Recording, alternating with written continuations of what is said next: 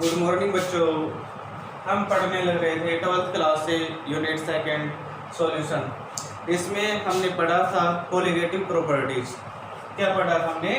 Colligative properties.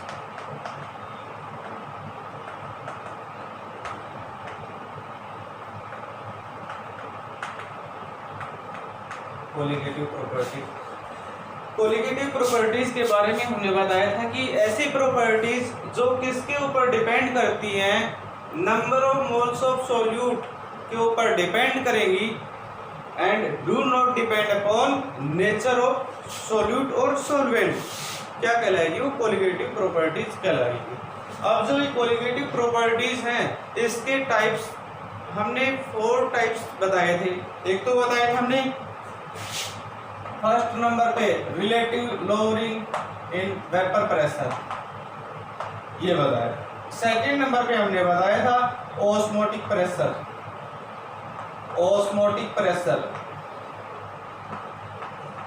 Third number पे हमने बताया था भाई एलिवेशन इन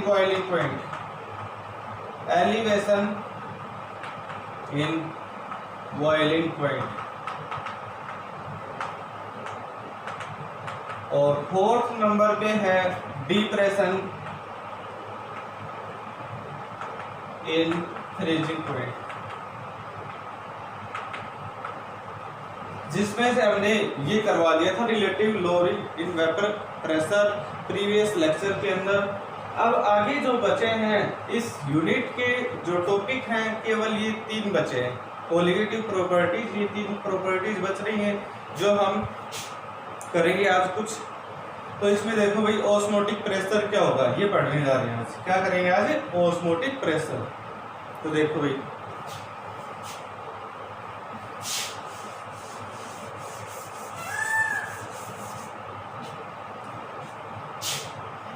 ऑस्मोटिक प्रेशर।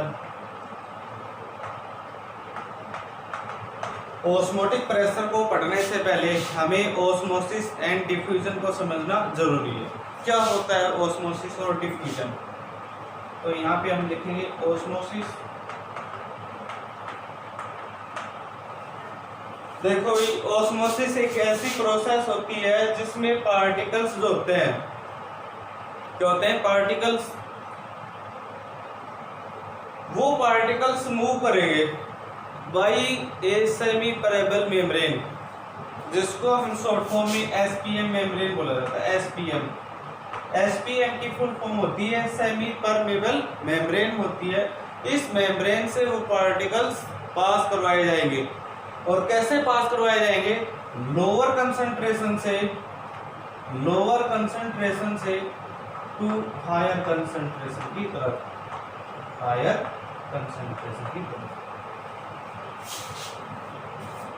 मतलब क्या हुआ कि पार्टिकल्स हैं, उन पार्टिकल्स का मूवमेंट करवाएंगे। सॉल्वेंट जो पार्टिकल्स होंगे, वो सॉल्वेंट पार्टिकल्स का मूवमेंट करवाएंगे एक सेमी पेरेबल मेम्ब्रेन के थ्रू, जो लोअर कंसंट्रेशन से हायर कंसंट्रेशन की तरफ मूव करते हैं। और ये जो ऑस्मोसिस है वो केवल सॉल्यूशन के लिए ही अप्लाई होगी। ये जो प्रोसेस है ये केवल सॉल्यूशन के लिए ही अप्लाई होती है।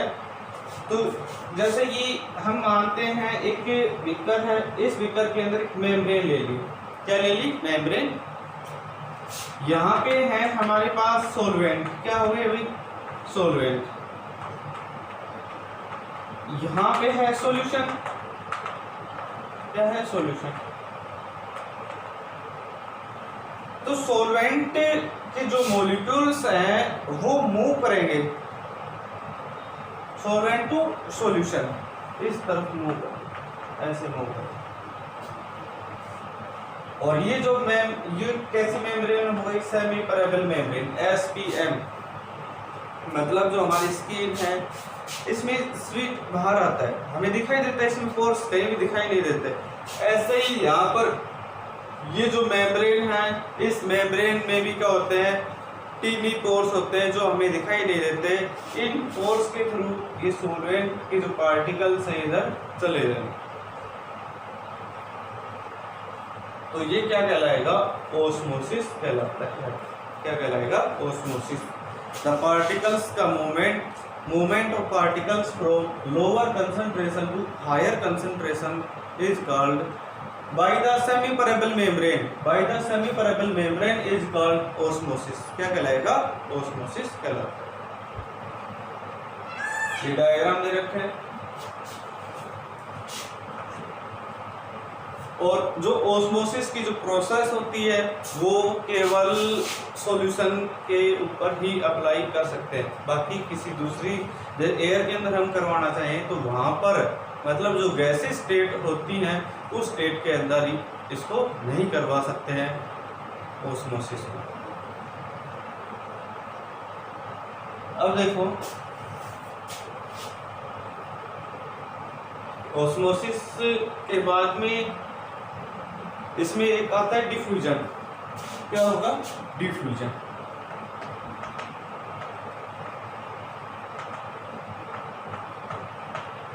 डिफ्यूजन वो प्रोसेस होती है जिसमें मूवमेंट ऑफ पार्टिकल्स क्या होती है? Movement of particles from higher concentration to lower concentration. Particles का जो मूवमेंट होगा वो हायर कंसंट्रेशन से लोअर कंसंट्रेशन की तरफ मूव करेंगे, उसको हम क्या कहते हैं? डिफ्यूजन कहेंगे। इसमें किसी प्रकार की कोई सेमी परमेबल मेम्ब्रेन की कोई ज़रूरत नहीं होती है डिफ्यूजन में, ना इसको हम स्टॉप कर सकते हैं, ये कंटिन्यू चलती रहती है। जैसे कि इसका एक कॉमन सा एग्जाम्पल है, यदि हमने किसी कॉर्नर के अंदर एक इंसेंस स्टिक जला दी, क्या जला दी? इंसेंस स्टिक अगरबत्ती होती है, और उसकी स्मेल पूरे रूम के अंदर फैल जाती है, मतलब उस कॉर्नर से क्या होगा? दूसरी तरफ एयर के जो पार्टिकल्स हैं उसके साथ मिक्स करके क्या होगा? वो दूसरी तरफ मूव करेगी और इस प्रकार से उसकी जो स्मेल है हमारे पास पहुंच जाती है, वो कहलाएगा डिफ्यूजन। क्या कहलाएगा भाई? डिफ्यूजन। यहाँ तक ये नोट करो।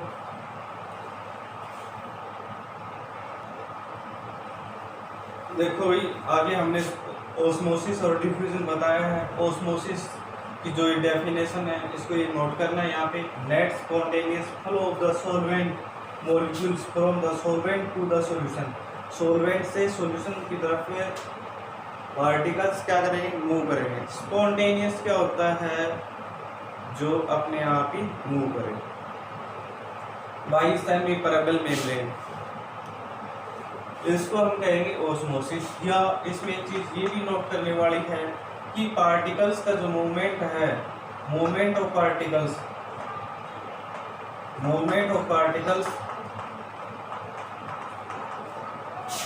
Lower concentration to higher concentration क्या कहलाएगा? ये ऑस्मोसिस कहलाएगा। जबकि डिफ्यूजन क्या होता है? The spontaneous mixing of the particles of the solute and solvent. Solute और सॉल्वेंट दोनों मिक्स होंगे टू फॉर्मिंग होमोजीनियस मिक्सर। कैसा मिक्सर बनाते हैं? होमोजीनियस मिक्सर बनाते हैं। या आप इसको किस प्रकार से लिख सकते हो? The spreading out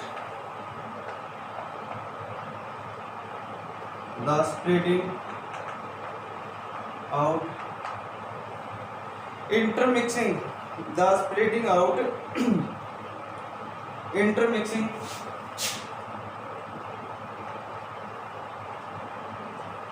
out of substances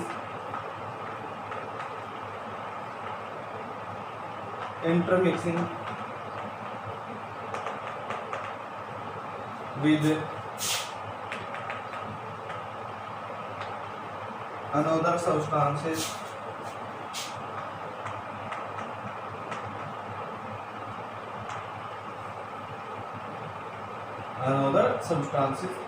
is called diffusion। मतलब जो गैसेस हैं वो क्या होती है? इंटरमिक्स होती है और मिक्स होके तो मूवमेंट करेगी हायर कंसंट्रेशन से लोअर कंसंट्रेशन की तरफ, उसको क्या कहते हैं? डिफ्यूजन कहेंगे। क्या कहेंगे? डिफ्यूजन। अब इनको नोट करो। नोट करने के बाद में हम देखेंगे भाई जो सेमी परमेबल मेम्ब्रेन है ये कैसी क्या मेम्ब्रेन होगी, इसके बारे में बताएंगे। यहाँ तक नोट करना है आपको।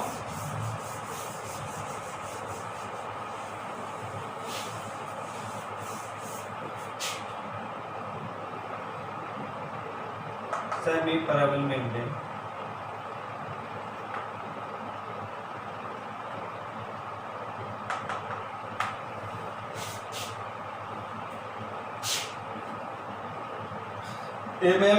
मेम्ब्रेन का मतलब एक कोई परत या झिल्ली which contain tiny pores.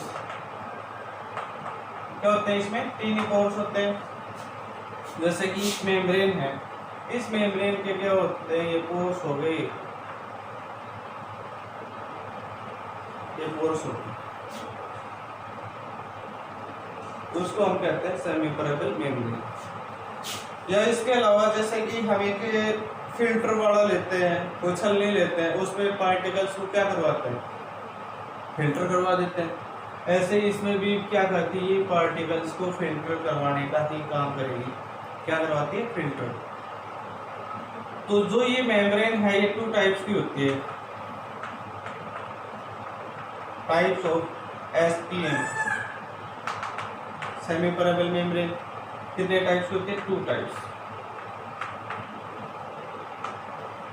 First number पे है नेचुरल एसपीएम। सेकंड नंबर पे है आर्टिफिशियल एसपीएम। ये 2 टाइप्स की मेम्ब्रेन हो गई, सेमी परमेबल मेम्ब्रेन, नेचुरल और आर्टिफिशियल। नेचुरल मेम्ब्रेन वो मेम्ब्रेन होती है जो हमें नेचर से मिलती है। और नेचर से कैसे?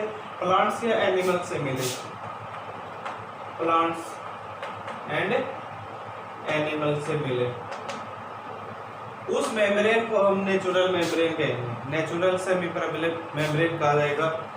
तो प्लांट्स की जो ऊपर की जो परत होती है, लेयर होती है, वो क्या होती है कि सेमी परमेबल मेम्ब्रेन होती है। इसमें मोस्टली जो यूज की जाती थी पहले वो थी पिग ब्लैडर।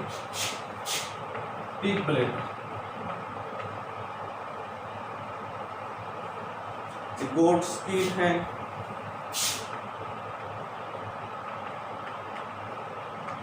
इनका यूज करते थे सेमी परमेबल मेम्ब्रेन बनाने के लिए। आर्टिफिशियल ऐसी मेम्ब्रेन जो हमें नेचर से ना मिले, मतलब मैन मेड। आर्टिफिशियल जहाँ भी वर्ड आता है उसका मतलब होता है मैन मेड, जो मनुष्य द्वारा निर्मित होती है, उसको हम क्या कहते हैं? आर्टिफिशियल सेमी परमेबल मेम्ब्रेन कहेंगे। तो इसमें ये आएगा भाई जो मेम्ब्रेन आर्टिफिशियल का एग्जांपल हम लेते हैं। फॉर एग्जांपल कॉपर फेरोसाइनाइड है। क्या है? कॉपर फेरोसाइनाइड मेम्ब्रेन होती है। और एक सिल्वर वाली होगी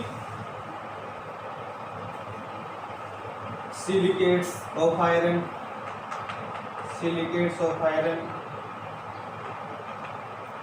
कोबाल्ट, निकल, इनकी बनी होती ये होगी आर्टिफिशियल सेमी परमेबल मेम्ब्रेन। क्या हो जाएगी? Artificial semi permeable membrane. Note करोगे इसको।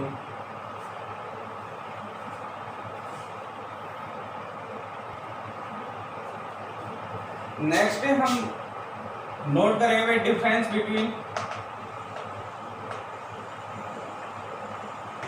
Between osmosis and diffusion.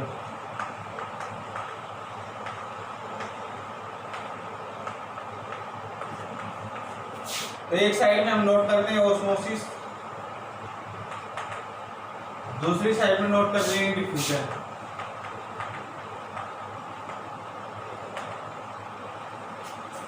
तो सबसे पहले फर्स्ट नंबर पे इसमें आप डिफरेंस जब हम करते हैं तो इस प्रकार से करेंगे।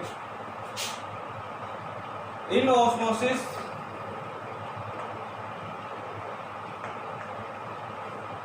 Need of semi permeable membrane. किसकी जरूरत होती है? सेमी परमेबल मेम्ब्रेन की जरूरत होगी, जबकि इसमें no need of semi permeable membrane. First point तो ये है। सेकंड जो पॉइंट है, in osmosis only solvent molecules move.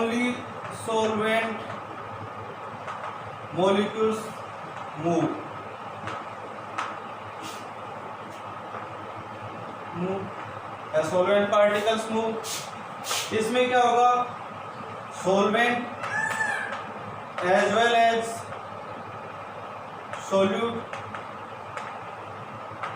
Particles move is other.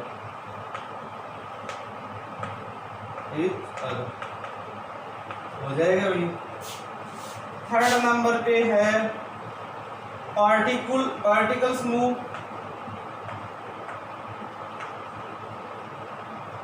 Lower concentration to higher concentration. इसमें क्या होगा? इसके अपोजिट हो जाएगा।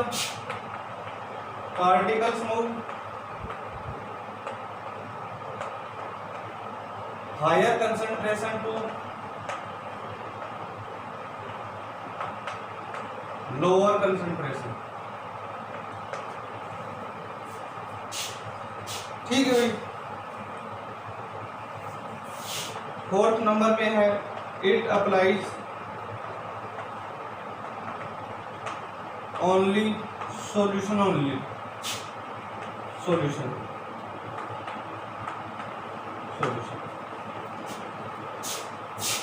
फोर्थ नंबर पे it applies solution as well as gases. Solution के ऊपर ही अप्लाई किया जाता है ऑस्मोसिस को। इसमें क्या हो जाएगा? सॉल्यूशन और गैसेस दोनों के ऊपर अप्लाई कर सकते हैं इसको। फिफ्थ नंबर पे इट कैन बी स्टॉप और रिवर्स। इसमें क्या करोगे? It can not be stop और रिवर्स।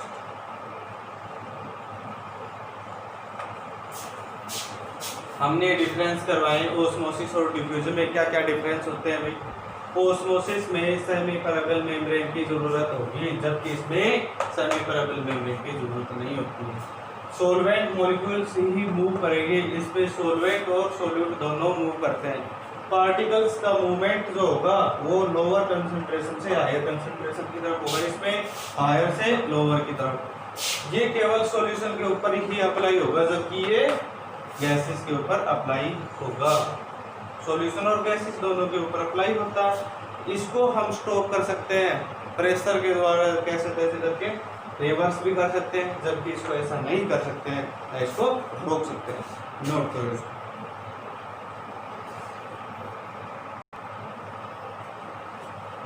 आगे हम पढ़ेंगे भाई टाइप्स ऑफ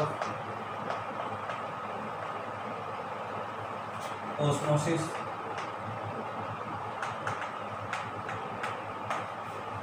ये जो ऑस्मोसिस है इसके टाइप्स कौन कौन से होंगे? फर्स्ट नंबर पे है इसमें एक्सो ऑस्मोसिस। क्या होगा? एक्सो ऑस्मोसिस। सेकेंड नंबर पे है एंडो ऑस्मोसिस।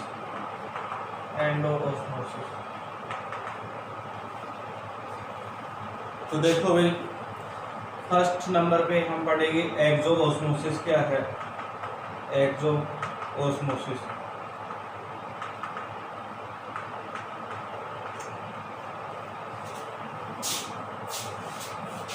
ऐसी प्रोसेस जिसमें जो सॉल्वेंट मॉलिक्यूल्स हैं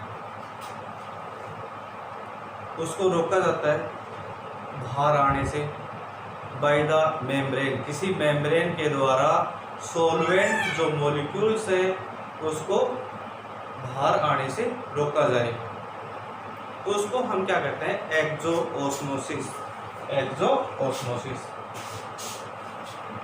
तो लिखो इसमें क्या लिखेंगे? When the membrane, when the membrane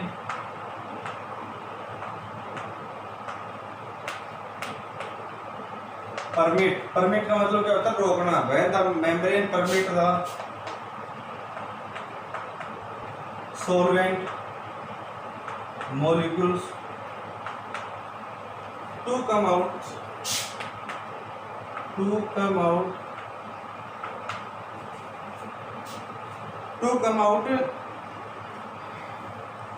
the membrane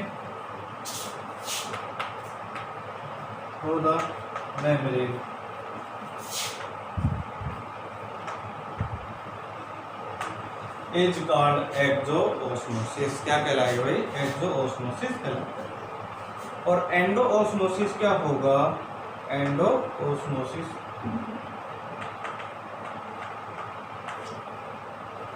कोई मेम्ब्रेन है और वो मेम्ब्रेन क्या करेगी? सॉल्वेंट जो मॉलिक्यूल्स हैं उसको अंदर जाने से रोके किसी मेम्ब्रेन के थ्रू, उसको क्या कहते हैं? एंडोओस्मोसिस। तो इसमें लिखेंगे when the membrane permit solvent molecules inside to the membrane